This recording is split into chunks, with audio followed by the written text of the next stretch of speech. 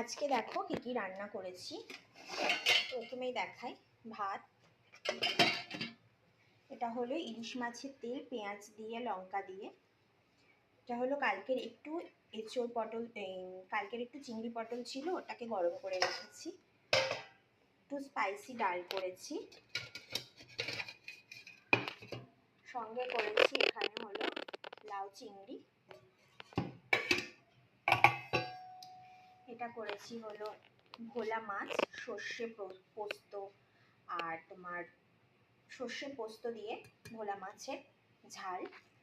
আর এখানে করেছি আজকে স্পেশাল আইটেম ইলিশ মাছ।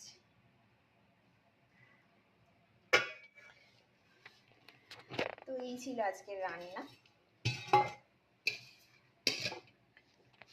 খুব সামান্য বলবো না, বেশিও বলবো না, মোটামুটি রান্না হয়েছে আজকে, যেহেতু আজকে ছুটি ছিল তার জন্য।